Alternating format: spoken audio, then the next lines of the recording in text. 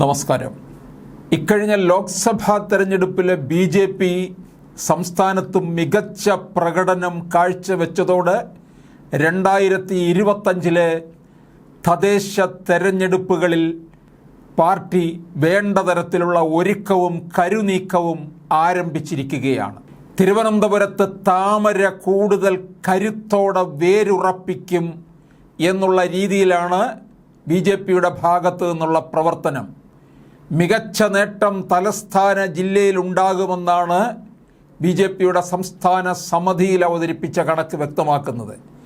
ജില്ലയിലെ ബി.ജെ.പിയുടെ വോട്ട് വർധനവ് ഭീഷണിയാണെന്നും നഗരസഭാ ഭരണം കൈവിടുമെന്നുള്ള CPMന്റെ സ്വയം വിമർശനം അതിനെ ശരിവെക്കുകയാണ്. നഗരസഭയിലെ 100 സീറ്റിൽ 35 സീറ്റിലാണ് ബി.ജെ.പി. കഴിഞ്ഞ തെരഞ്ഞെടുപ്പിൽ വിജയിച്ചത്. ബി.ജെ.പി. ശക്തി തെളിയിച്ചാൽ ആദ്യം പോകുന്നത് കോർപ്പറേഷൻ ഭരണമായിരിക്കുമെന്ന് CPMന് ആശങ്കയുണ്ട്.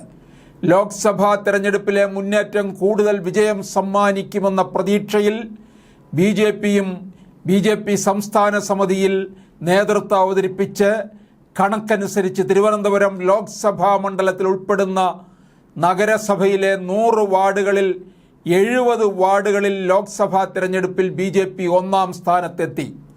15 വാർഡുകളിൽ 2-ാം സ്ഥാനത്തും, നെയ്യാറ്റിൻകര മുനിസിപ്പാലിറ്റിയിൽ 2-ാം സ്ഥാനത്തെത്തി. 22 പഞ്ചായത്തുകളിൽ 7 എണ്ണത്തിൽ 1-ാം സ്ഥാനത്തെത്തി. 5 ഇടത്ത് 2-ാം സ്ഥാനത്തും. തിരുവനന്തപുരം ലോക്സഭാ മണ്ഡലത്തിൽ LDFന്റെ കൈവശമുള്ള 3 നിയമസഭാ മണ്ഡലങ്ങളിലാണ് ബി.ജെ.പി. മുന്നേറിയത്. വട്ടിയൂർക്കാവിലും നേമത്തും കഴക്കൂട്ടത്തും ബി.ജെ.പി. ലീഡ് നേടിക്കഴിഞ്ഞു.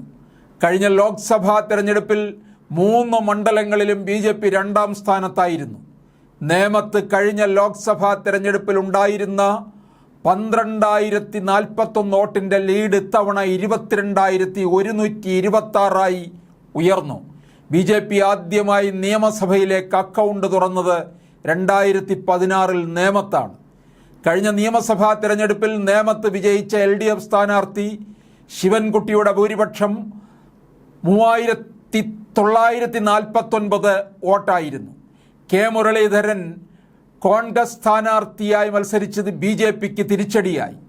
ജാഗ്രതയോടെ പ്രവർത്തിച്ചാൽ ബി.ജെ.പിക്ക് നേമമണ്ഡലം പിടിക്കാനാകുമെന്ന് നേതൃത്വം വിശ്വസിക്കുന്നു.